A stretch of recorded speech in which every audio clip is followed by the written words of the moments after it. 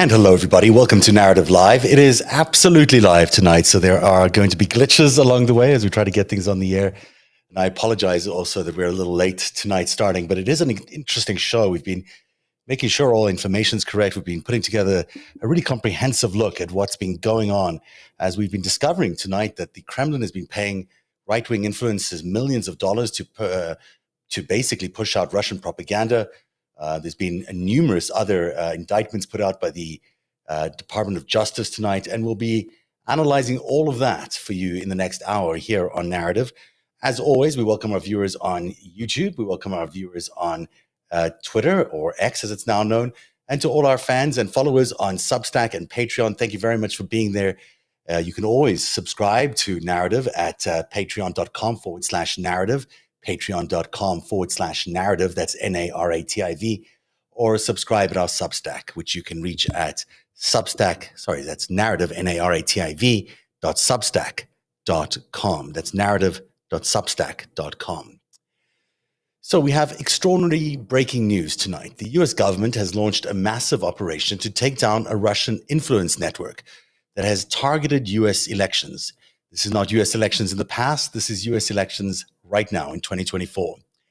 In a series of indictments handed down by the Department of Justice over the past 48 hours, we are seeing an unprecedented crackdown on Russian influence operations.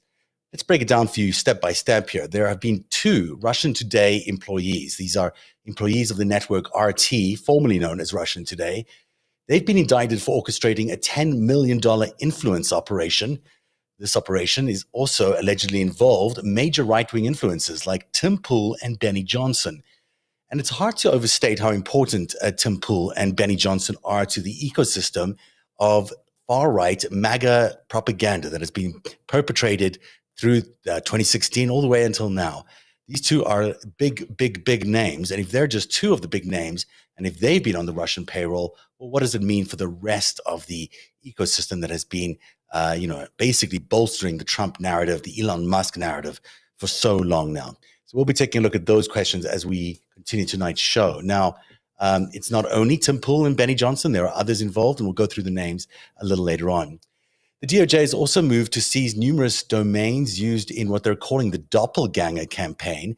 These are websites that mimic legitimate news outlets to spread Russian propaganda. So these were basically cloned versions of, say, the Washington Post. If that's one of your favorite reads, it's one of mine. Well, imagine a cloned version of that, where instead of the real content, you were getting content that was created by the Kremlin, Russian propaganda, replacing the original reporting of the venerable Washington Post. Also tonight, we've seen charges against Channel One. This is one of Russia's biggest networks, and their anchor, Anastasia Symes. Now, Anastasia Symes also happens to be married to the very well-known Russian think tank expert, Dmitry Symes, who in 2017, we linked to Jared Kushner and the whole Trump operation to create a connection between the Trump administration and the Russian embassy in D.C. Now, Symes is a dual U.S.-Russian citizen, but he's been violating sanctions by assisting a Russian oligarch, and his wife has apparently been buying lots of antiques for the guy and keeping it in their Virginia home. Now, all of that is, of course, being paid off to her and her husband in what has been described as quite an operation.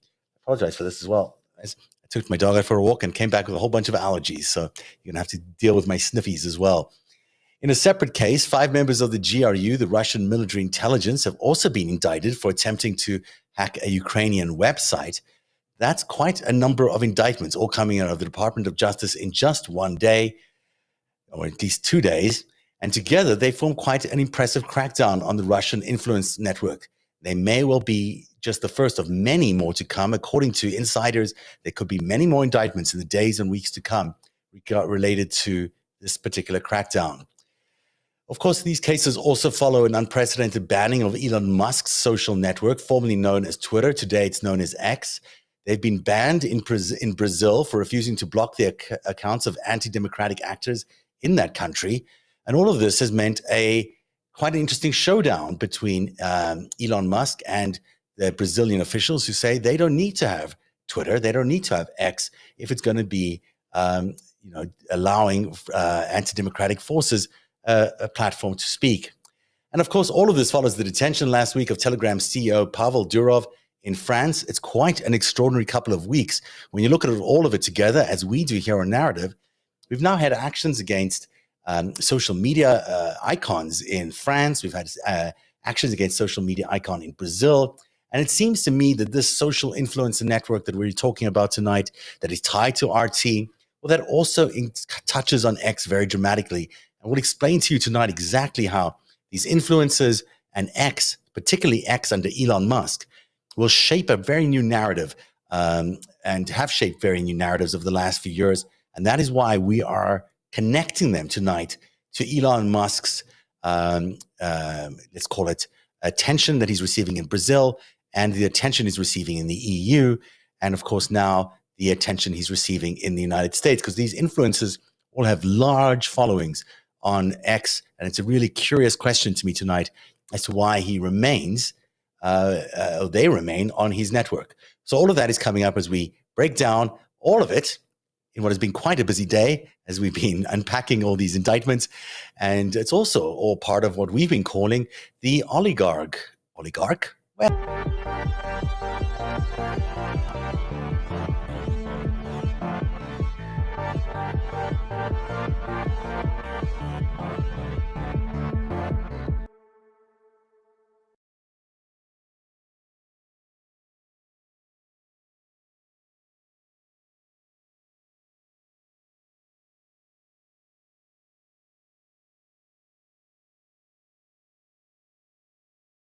Well, I can't be sure that didn't play, but what you're expecting to see there was a little bit from CNN on the night of March 20, let me find it for you here, on March 22nd, 2024. That's the night of a really horrific terrorist attack. You might remember this horrific terrorist attack. It unfolded at the Crocus City Hall in Krasnogorsk near Moscow in Russia. It was a pretty brutal attack. 4 gunmen stormed the venue just before a concert by the Russian band Picnic was set to begin. They opened fire on the crowd, they used knives to assault victims, and they set the building ablaze with incendiary devices. The attack resulted in 145 deaths and over 551 injuries, with an additional 95 people reported missing. Now, as you would have seen on that CNN report, had it played for us there, I'm going to try one more time to see if it does play for me here. It does not. So had you seen that report, you would have seen that there would have been a real circumspect sort of reporting there by Anderson Cooper, who was not trying to reach very early on in that attack to identify who the attackers might have been, because no one really knew at the beginning. It happened quite quickly. There was no real clear identifier. But then, almost immediately after that first sort of burst of gunfire, we found out that the Islamic State, ISIS basically, quickly claimed responsibility for the assault. And that was confirmed by the United States. Intelligence officials came out saying, this is ISIS. This is not anybody else. This is ISIS, a particular branch of ISIS, but still just ISIS basically responsible for the horrific Crocus shooting at that shopping mall and that concert for Picnic, all of which seemed pretty legitimate on the day. However, Benny Johnson, who is a right-wing influencer, as we've described to you before, now he would have known that this was in fact the case, that ISIS was the name that everyone was putting out there, including his very own U.S. intelligence officials were saying that, hey, this is ISIS is responsible for the Crocus attack. So imagine this, when to all our surprise, on the Benny Johnson show, which appears on YouTube and is seen by many, many people, a very different kind of response came to what happened regarding the Crocus attack. Here's Benny Johnson that same night, as CNN was reporting that there was at first no clear suspects, and then that ISIS was responsible. Here comes Benny Johnson on Crocus. And hundreds of people that were inside after a vicious and monstrous terrorist attack that just occurred in Moscow. Possibly the largest terrorist attack in Russian history by a domestic force, or we don't know, actually. We have no idea. But the fact that we heard gunshots on the other floors as well, on the second floor too, we heard gunshots there too. So, ladies and gentlemen, people are talking about what geopolitical ramifications may occur in this scenario. Now, it has been public knowledge that the war in Ukraine is lost.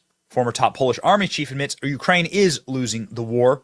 Every indication is that Ukraine is losing the war. Is the world running out of patience for Zelensky's blank check demands? Poland stops giving arms. The U.S. gives a fraction of what Ukraine's leaders want. You can see here on the map, this is from the New York Times, the red is the area that Russia gained, and the little blue areas is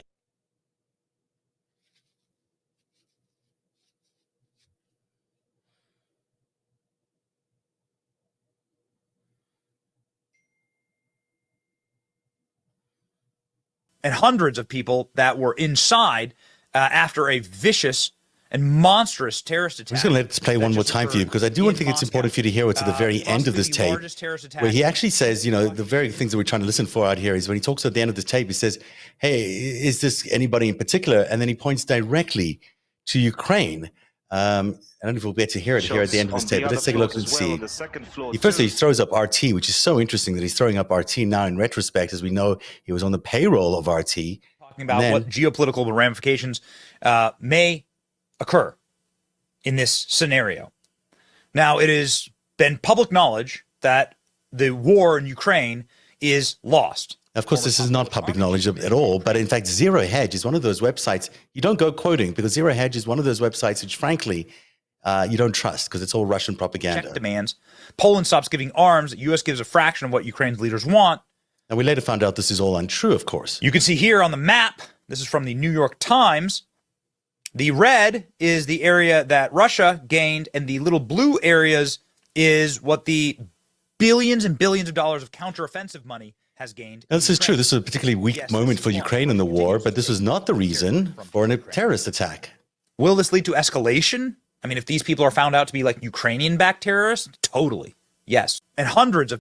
Now, he doesn't know that, of course. He doesn't have any clue that if these are Ukrainian-backed terrorists. The only people who thought this was Ukrainian-backed terrorists was the Kremlin, was Vladimir Putin, who over the next few days, even weeks, kept pushing this idea that it wasn't, in fact, ISIS-K, but it was Ukrainian-backed terrorists that had caused the assault, that terrorist attack on the Crocus shopping mall. And therein, we begin to see how this Russian propaganda really works on a very, very significant level. This was a huge event. You know, had the world believed that this was a Ukrainian attack on the shopping mall, had the Russian public gotten so enraged by this notion that the Ukrainians had attacked them at the shopping mall, there might have been a completely different response to Ukrainians on the battlefront. There might have been a nuclear attack. There might have been a chemical attack. There might have been a very different approach to the war going forward. But because the Russian public didn't believe it was the Ukrainians, and in fact, the United States and everybody else said it was ISIS-K and not Ukraine, that response that Vladimir Putin may have anticipated, may have wanted Benny Johnson to help formulate, never happened. But you can see how a YouTube show like that can be used by the Russian intelligence services, pardon me, to really form an opinion which could change the whole geopolitical landscape. Because had people believed Benny Johnson, and had they believed all the other efforts to explain and to blame this particular terrorist attack on the Ukrainians, well, then we could have seen a very different outcome. So while all of this might seem like it's small fry stuff to all of us, like, oh, a YouTube channel influenced by the Russian television network RT, I mean, who cares? What kind of effect can that really have on the narratives of the world news?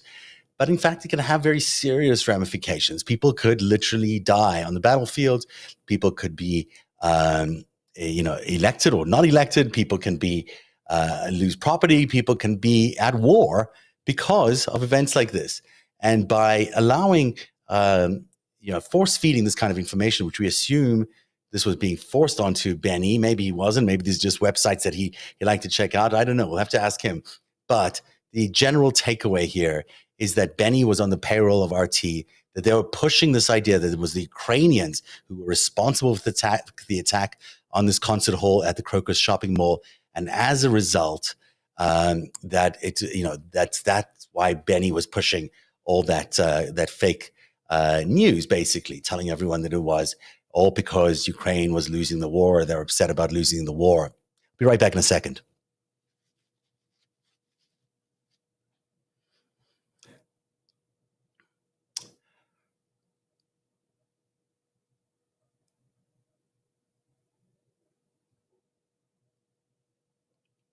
All right, and we're back live now. So that's Benny Johnson doing that first bit of reveal that we've wanted to compare to CNN's reporting. We weren't able to do that for you, but at least you got a sense of how exaggerated his reporting and how inaccurate his reporting was, because it never was ultimately what people say it was. Now, in this case, the Justice Department has revealed that Johnson is not just an average YouTube influencer, and certainly at the time was not just your average YouTube influencer. To be honest, I've not been tracking Mr. Benny Johnson very much, but it turns out that he's quite a big deal on the interweb, and that he does a lot of this interesting, provocative MAGA propaganda that it really has found a home amongst many MAGA supporters. And in this DOJ indictment that came out yesterday, it was describing both Johnson and various other YouTube influencers as being part of a subsidiary of the Kremlin TV network, RT. Now, you'll remember a few years ago, there was something called Russia Today. That was the name of the network. It's subsequently been shortened to RT. And they've been taken off the air many years ago because they were just so much full of propaganda and creating so much chaos, along with their attack on Ukraine and various other things. RT no longer exists.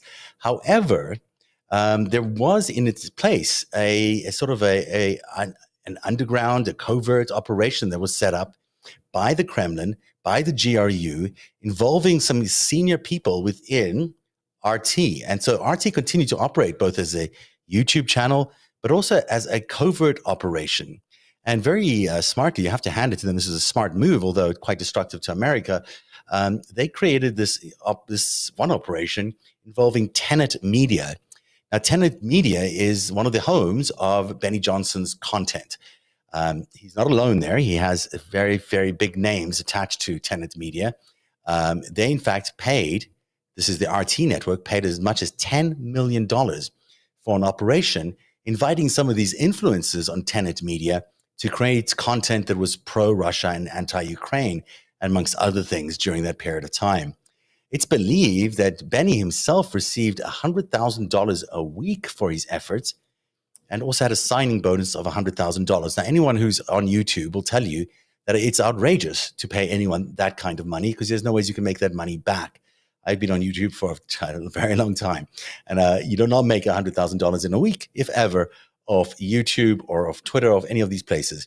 Even if you have a very generous subscriber base like we do at Patreon and Substack, you still are going to be you're going to push very far to get to anything close to $100,000 coming a week, certainly. Never mind, you'd be lucky to get that in a year, but you don't even. So let me say that $100,000 in a week is quite a payday for Mr. Johnson. So he must have known something was up when that came through. Now, let's take a look at another example. This is Benny now getting excited about something else that Russia was blaming Ukraine on. Remember the Nord Stream pipeline that was blown up? Here's Benny Johnson again responding to that news on his show.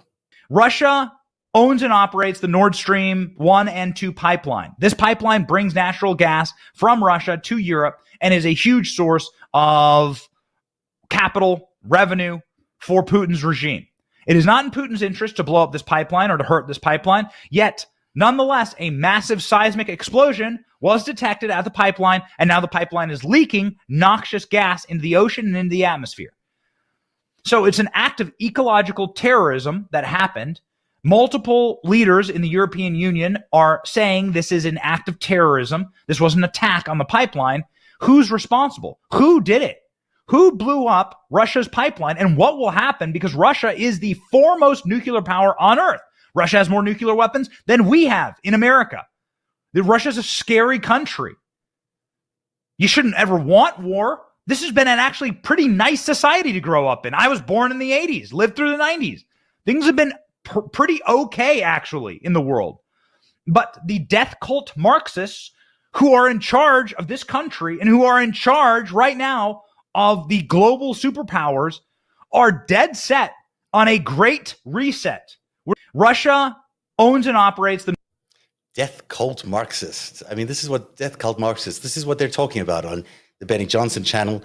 And, people believe this stuff. Some people said that his show's modeled a little bit on me. And now that I noticed the black T-shirts and that kind of stuff, perhaps this was some clever Kremlin propaganda to sort of clone me. But he's a much better looking guy, even if he did, and richer, as it turns out, because he's got $100,000 plus in his bank. So there you go, Mr. Johnson. Congratulations on your success, I guess is what you would call that, providing Russian propaganda for the masses. Now, so this was part of the $10 million buy, essentially, by Russian television, who, under a covert operation, these two people, you see at the top here, Elena Afansieva and Konstantin Kalashnikov, these were two employees of RT, and they together set up this whole operation with Tenet Media, which became a full-on American company, owned by a American and a Canadian, actually, and they began paying these YouTube influencers to provide Russian propaganda to the American and Canadian narratives. Now, we at Narrative have been doing this for since 2016, so it's been 8 years of uncovering Russian propaganda. We've had some encounters with our folks at RT. At one point, RT asked me to appear on a couple of their shows. I, of course, flatly turned them down because I knew exactly what RT was about. And I'm quite sure that Benny Johnson and Tim Pool and everybody else involved in this knew exactly what RT was about when they received those phone calls, although it didn't stop them, it appears, from taking the calls and taking the money. Speaking of Tim Pool, here's another example of what these guys did. Now, Tim Pool is a big shot and I'm surprised by this because I met him many years ago covering the what was it called again? What was it called? It'll come to me. The big march down on Wall Street. The occupation of Occupy Wall Street. I was so impressed by his reporting back then because he was doing such a good job reporting on all the nightly riots. Subsequently, I actually proposed to many people that they hire him because I thought he was so good at what he did. He did get various jobs at various places, and subsequently, you can tell that he has landed himself on his feet quite well because he's got these big operations now. The whole Tim Pool operation is large. It's got a big ranch in Texas, you name it. These guys paid a lot. But there is a huge differential between the people at Occupy Wall Street who believed one thing and what Tim Pool today spouts, which is completely on the other side of the spectrum. It's like, he's at a fundamental rebirthing, let me say, of his ideology. If he's able to move from Occupy Wall Street to the right-wing MAGA movement so effortlessly, he's also able to really be upset about things. Here he was, again, on the payroll of RT, on the payroll of Russia Today. Here he is talking about the Nord Stream pipeline again. This is a big issue for these guys because both of these big-name talents decided to cover it. And they know it. But I don't know that it matters anymore. This is psychotic. Ukraine is the enemy of this country. Ukraine is our enemy, being funded by the Democrats. I will stress this again. One of the greatest enemies of our nation right now is Ukraine. They are expanding this war. Now, don't get me wrong. I know you've got criminal elements of the U.S. government pushing them and guiding them and telling them what to do. Ukraine is now accused, a German warrant issued for blowing up the Nord Stream pipeline, triggering this conflict. Ukraine is the greatest threat to this nation and to the world. We should rescind all funding and financing, pull out all military support, and we should apologize to Russia. And they know it. But I don't. We should apologize to Russia. Wow, what an editorial take you took there, Tim. I mean, that really is nonsense, of course. I can tell you, quite definitively, everything you said there was nonsense. But, when you're getting paid $100,000 by the Russian TV network RT to run a covert operation to influence your people, to influence Americans' choice in the elections, well, then guess what? That's what you do. You sell your soul and you say those kinds of things on the YouTube and in your other broadcasting platforms. He claims to be quite popular, Tim Pool does. But, it's been my suspicion for a long time that this podcast space has been very manipulated because how can it be that all these people like Benny and Tim have these massive shows with massive audiences? Clearly what's happening on the other side is that the Russians are also tweaking the audience size. Maybe they're manipulating the number of people who are supposedly tuning in every day, making it seem like they're more popular. They're probably amplifying certain stories, retweeting them using their amplification networks. The result is and not so clear audience size as Tim and Benny would like to claim.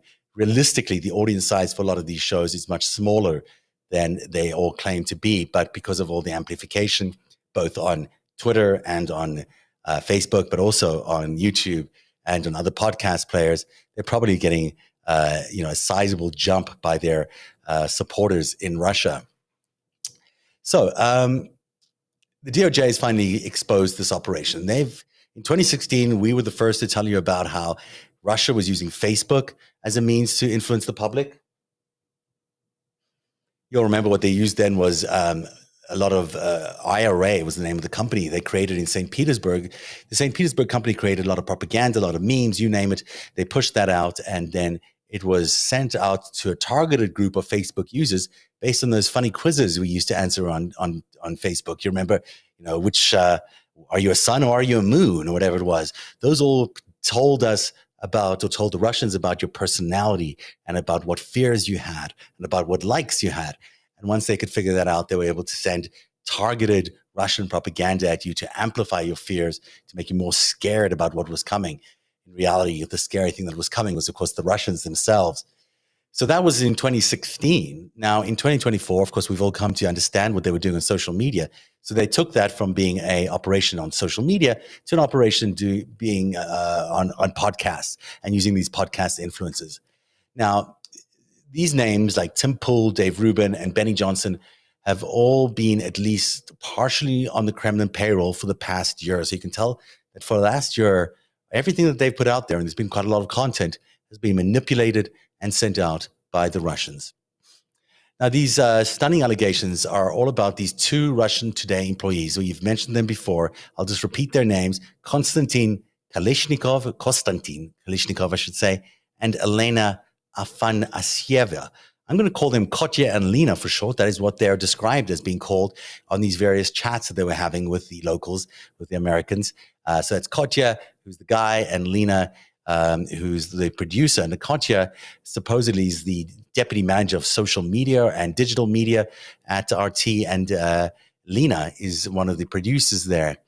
They're accused of funneling nearly $10 million through a shell companies and through a variety of shell companies. I'll run you through those in a second, to a Tennessee-based company called Tenet Media.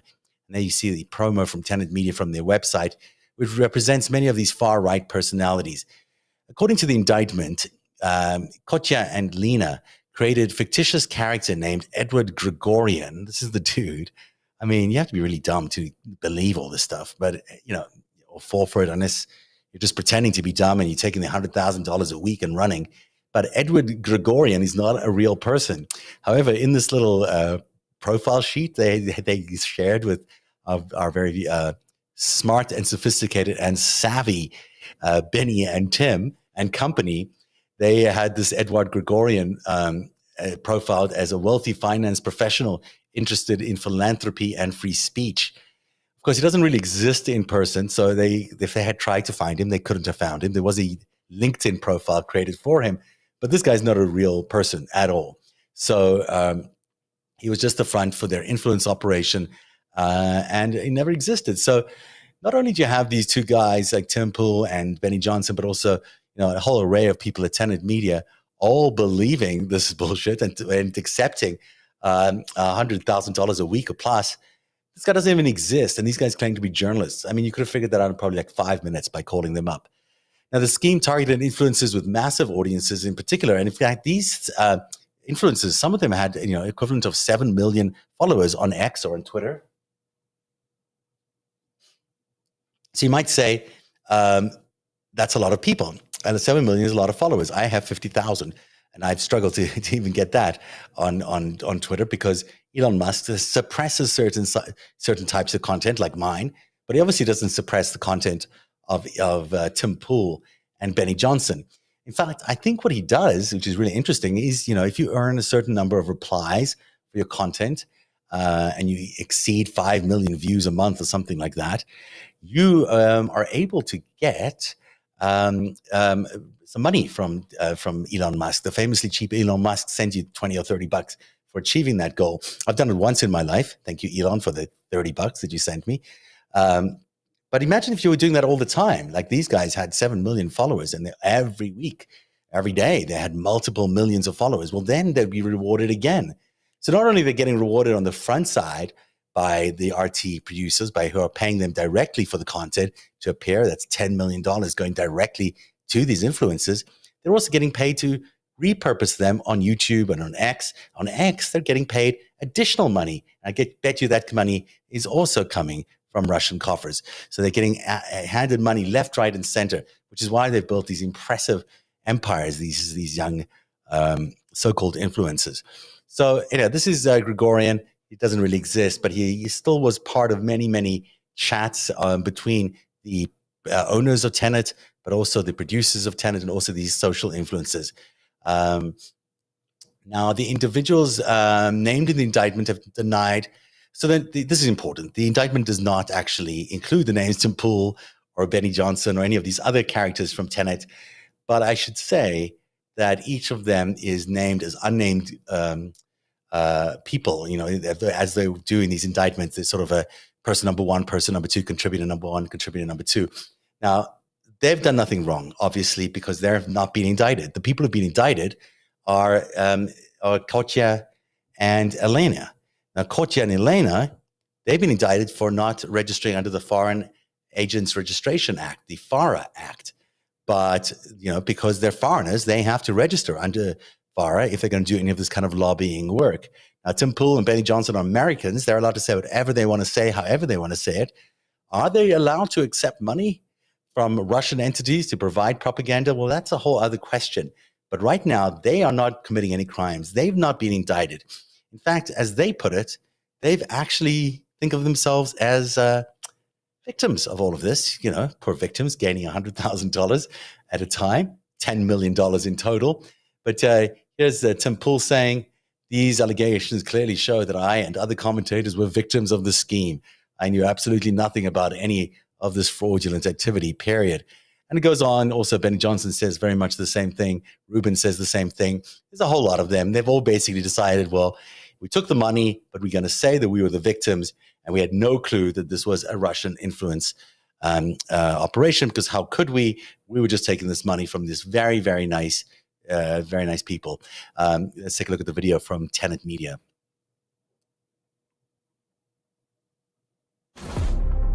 I think I've pissed off basically everybody. That's what happens when you're a free thinker. Free speech is under attack that we self-censor. Maybe they take us down individually. It's a lot harder to do when we're grouped together in this way. When the media says dissident or anti-establishment, when I hear it, I think base, very cool. Independent media, actual media's most important job is holding these people accountable. The challenge for all of us is to not be passive participants in letting the country slip away.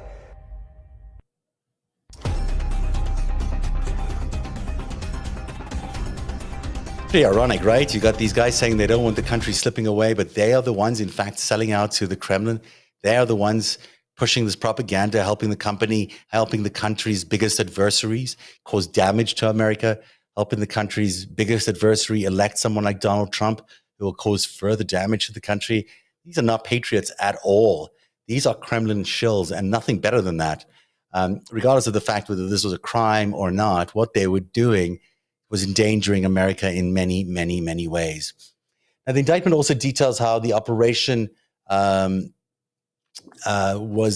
exalted by the RT chief. The editor-in-chief of the RT is considered a very, very senior person in the world of RT and in the world of the Kremlin. She's very close to Vladimir Putin himself. She had said publicly on television that despite RT being banished everywhere, and after Russia's invasion of Ukraine, RT had built an enormous network, an entire empire of covert projects that is working with public opinion, bringing truth to Western audiences. So based on the indictment details, basically, the RT had developed a network of covert operatives, covert projects around the world, and that these projects were able to really influence politics and policy around the world, which they did incredibly well. Now, based on the indictment details, there are also some really interesting details about how this money was funneled to these guys. It's not sort of if you were suspicious a little bit of the Grigoriev guy not being real, and yeah, he was not real, then you'd be also suspicious of the fact that they were being paid to you through this network of shell companies that are quite stunning. There are 7 foreign entities we used to transfer funds to these US companies through Two Tenet Media. There were 3 Turkish shell entities with identical addresses in Istanbul, 3 UAE shell entities with different addresses in Dubai and Ras Al Khaimah, 1 Mauritius shell entity, and only the UAE shell entity and the UAE shell entity number 2, as well as the Mauritius shell entity, only 3 of them had actual working websites. The rest were just all these like weird, things you've never heard of before. The Mauritius shell entity also did these really strange things because it had the same domain name as another company. One of them was sold agricultural products, and the other was a digital marketing agency. And now the UAE shell entity, the one that had the website, the first one, said that they're always happy to create and implement new projects on the market and offer a full range of services from creating a project to bringing it to the world's top ratings, whatever that means. And then the UAE shell entity number 2 said it claims to provide a random array of services, including construction projects, analysis of investment attractiveness, yacht consultancy, that's fun, and sale of textile projects, electronic goods, and jewelry. None of these websites mentions Edward Gregorian or the UK shell entity number 1 or any of the other entities or personas involved in the scheme. So if you're Tim Pool or if you're Benny Johnson and you're receiving, $500,000 in a month, that's $400,000 for the content and $100,000 in a signing bonus, and you're not thinking that this is Russian money that's coming to you via these shell agencies, you're as dumb as anything. Of course they knew it was Russian money. How could it not be Russian money? Clearly the shell companies, the fake character Edward Grigoriev, the fact that you're being talked to by these people from Russia, who are setting it up and paying you via this organization. Obviously, these guys were not victims as they claim, but, we'll take their word for it for now. By the way, the one Turkish shell entity had said that it was transferring $318,800, and it was buying goods. Amongst the goods was INV 013 iPhone 15 Pro Max 512 gigabytes. Yeah, the 318,800 iPhone that you were sent, Benny and Tim, that's how you would know that it's Russian propaganda that you are distributing. That would be a dead giveaway. These inconsistencies, these vague descriptions appear designed to obscure the true nature of the transactions, obviously, and relationships between the entities involved. All of this happens at the same time as something called Operation Doppelganger. Now, this is also yesterday revealed by the Department of Justice, where they revealed that a number of fake news websites that were mimicking legitimate outlets like the Washington Post were out there. So the Russians had created a system where they took the Washington Post look and feel, the websites, but instead of the content coming directly from the Washington Post reporters, they had changed the headlines, they had changed the content to help feed this Russian propaganda narratives. So underhand, so deceitful, but I guess that's what Russian intelligence is best known for. That particular investigation, by the way, the DOJ investigation involving the doppelgangers, well, that involved Sergei Kiriyenko, who is part of the presidential administration, and the goal was to reduce international support for Ukraine, bolster pro-Russian policies and interests, and influence voters in the US and foreign elections. Okay, what a day we're having. What a day. Now, as we continue to unpack these revelations, it's clear that the landscape of online influence operations has evolved significantly since 2016. Clearly, things have changed because they're using AI-generated content. They're co-opting influential personalities. They've sophisticated mimicry of legitimate news sources. All of this is so new. In 2016, when we first broke the story about how Russia was attacking the United States democracy, it was through Facebook and through this international IRA company that was in St. Petersburg creating memes. Well, we've come a long way from memes. Now we're hiring influencers in these fake covert operations, and we're doing AI augmented material and pretending to be certain newspapers. The world has changed a lot. Here, by the way, is what Vladimir Putin said today, because Vladimir Putin was asked about the U.S. elections today. He was in Mongolia or somewhere like that, and this is what he said. I really want you to listen very carefully to the way Vladimir Putin Firstly, how well he knows what's going on in the US election process and how clearly he lies through his teeth. In this clip, he tells us that he's supporting Kamala Harris. Of course, we all know he's not supporting Kamala Harris. He's supporting Donald Trump. But just listen to the tone and to the daggered way he talks about Biden no longer being in the election process. It's all very pointed, but it certainly tells you that Vladimir Putin is very aware of what's happening in the United States, which means he must have been aware of the big crackdown that came against him and his intelligence services today. It's been long since I've called any leaders of Europe or the US, but we're not against any type of contacts. We're not limiting them. Yes, sometimes we exchange some kind of information using different channels. First of all, through the foreign ministry. It's not for us to determine. These are elections of the US people. I said that if we can name a favorite candidate, it used to be Joe Biden, but now he is not participating in the election campaign, and he recommended all his allies to support Ms. Harris, so that is what we are going to do. It's been long. So he talks about the infectious laugh there of Kamala Harris, which is unusual. He also talks about just the nature of his, that Biden is no longer being the nominee, which is something which they must have had something to do with. Certainly, judging by all the propaganda that was out there about Biden's aid, it must have been pushed by Vladimir Putin and his cronies. But he's certainly aware of every fine detail of what's going on. It's very important to Vladimir Putin to win this election. Meaning he wants Donald Trump to win this election because it changes the dynamic for what he can do around the globe. It changes the trajectory of the Ukraine war, and also changes the trajectory of his partners in Israel, what Bibi Netanyahu can do with Gaza, and what Xi Jinping can do with Taiwan. So we've discussed what Putin thinks of all of this, although he doesn't speak specifically about this crackdown on his operations. It's now clearly evident from what he said there and from what the Department of Justice has been unveiling for us in the last couple of days, that the Kremlin is back in a big way in trying to influence the 2024 elections away from Kamala Harris and towards Donald Trump. So anything that happens in the next 70-odd days as this election continues to wind up, be aware that a lot of it could be entirely created. As we've seen in the past, the Kremlin machine is quite adept at creating any number of distractions or events or terrorist attacks or you name it that can easily sway the election in one direction or another. Same goes for Israel and Bibi Netanyahu and other parties. So, every time a major news story breaks in the next 70 days, make sure you pay extra careful attention to what it's really about. Don't overreact. Let's settle back and think about exactly what it is before we say, default into a panic.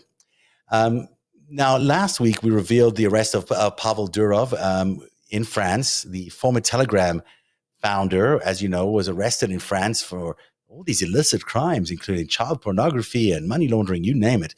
Now, there's lots of speculation this week that maybe that is just a way for him to defect to France. We don't know for sure.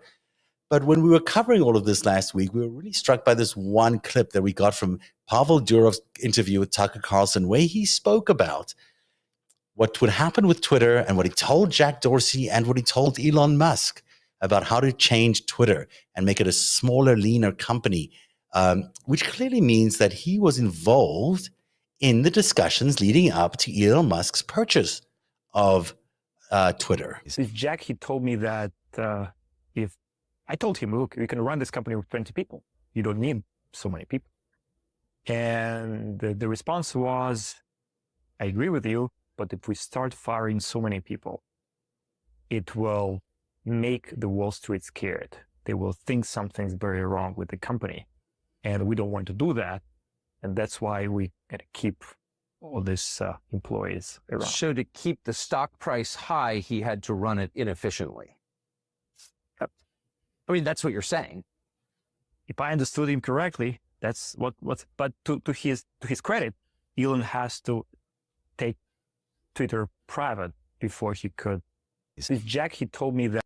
And of course, we know now that Elon did take Twitter private before he did any of these cost cuts that he did, which means that Pavel Durov was aware of these conversations with Elon Musk, was aware of these conversations at the time with Jack, and maybe if he's in fact decided to hand himself over to the French officials and authorities in a defection, maybe he's willing to tell us all a lot about how all of that went down. Maybe not. So that's just complete speculation on my part, but it'd be interesting to know what Pavel Durov thinks of Elon Musk's takeover of Twitter and how he handled this whole transition and who in fact was responsible for it. Now, since we aired that show about Pavel Durov and Elon Musk, we've also can tell you that Elon Musk's X has been banned in Brazil. This time, he was banned because he has refused to take off a number of pro-Bolsonaro influencers from the X network in Brazil. So a lot of influencers, just like the ones we've shown you on TV here, these so-called Kremlin shills, as I've labeled them, well, they exist in Brazil too, and they've been on the X network, causing a lot of problems for the Brazilian government. So they've been ordered off, but of course, in order to take them off, Elon Musk had to agree to that. He said, no, I'm not taking them off. And instead, X got banned in Brazil. Now, that's a very similar scenario that may be unfolding here, because the next stage really is to ask Elon Musk, why are Tim Pool and why is Benny Johnson and why are all these other characters, whose names I can't remember, nor do I choose to, from this company called Tenet, why are they on the X platform? Why are they earning money on the X platform? And why is he distributing what is plainly Russian propaganda? And if he is going to refuse to take these people off because of freedom of speech, whatever he says, well, then we're in the same situation as Brazil. And we might see yet another opportunity for a country, a democratic country, to ban Elon Musk's propaganda network, even if I am on it right now. And I make a lot of my money and life off it. Not that it's that much, but, this is my number one broadcast platform. So for me, it would be terrible if X or Twitter came off the air. However, in the defense of democracy, it's not a bad idea because these guys are polluting the brains of Americans. Obviously, they have much bigger audiences than mine, so they can reach a lot more people with lies and propaganda from the Kremlin. And, let's get them off the platforms. And if they don't go off the platforms, maybe it's time to say adios to the platform, or at least adios to the platform as it's currently owned by Elon Musk. I'm going to take my leave at this point because it has been a long night and my sniffles are driving me nuts. Must be the time of the year for allergies. I don't know. Maybe it is. Thank you very much for joining me on tonight's show. It's been really interesting recounting all these indictments. There have been several big events happening in the last 48 hours that have really changed the landscape. We've suddenly seen the American Department of Justice come down hard on a number of Russian operatives operating in the United States and around the world in various operations of theater of operations, I should say. Wait. And we are, hoping that some of that actually leads to a credible regulatory framework that allows us to get operations like X back into some sort of framework where we can trust what people say on it, where there's proper moderation, where there's proper understanding of who's providing the content on these networks, and that it doesn't turn into a divisive agent for the world, which is what it turned into once Elon Musk took over the network. I mean, it was before certainly very divisive, but it became even more divisive once Elon Musk allowed himself onto it. I should also remind you all that, what has this got to do with the current elections? Well, Elon Musk has already said he's backing Donald Trump to the tune of $145 million. $145 million, a lot of money going to Elon Musk. Plus, don't forget that the vice president nominee, DJ, what's his name? Mr. Vance, is also a Elon Musk creation and an Elon Musk supported event. In other words, the $145 million that was promised to Donald Trump, well, it came along with a little note that said, please run with J.D. Vance as your running mate, and then we'll give you the money. And clearly that's what's happened. All right, my nose is not giving up today, so I'm going to say goodnight to you. Thank you very much for being here on Narrative. Look out for the edited podcast version of this show, which I'm sure will be a little less excruciating, but just as interesting. And I hope you've enjoyed tonight's show. It's been really interesting connecting all these dots for you. Looking at all these events that Benny Johnson and Tim Pool covered, understanding exactly the impact that they could have on global politics because of their coverage, and then understanding how the money was driven back to them through these shell companies, through these entities that basically were obviously shell companies run by intelligence operations. These guys were pocketing money from the Kremlin in order to distribute lies, in order to sell out their country, in order to get Donald Trump reelected. We don't even think they want Donald Trump reelected, although they certainly seem to have enjoyed the money. That's it for Narrative tonight. Thank you very much for being here. Don't forget, you can go to Substack at narrative.substack.com and support our Substack there, or at patreon.com/narrative and sign up to be a patron of Narrative. Save democracy by supporting Narrative. Have a good night, everybody. One day, you'll tell the story of autocrats, crooks, and kings who came for our freedom.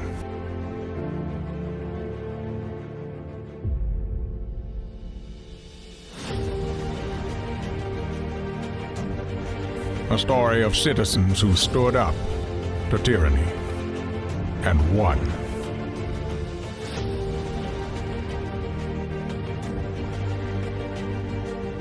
The people prevailed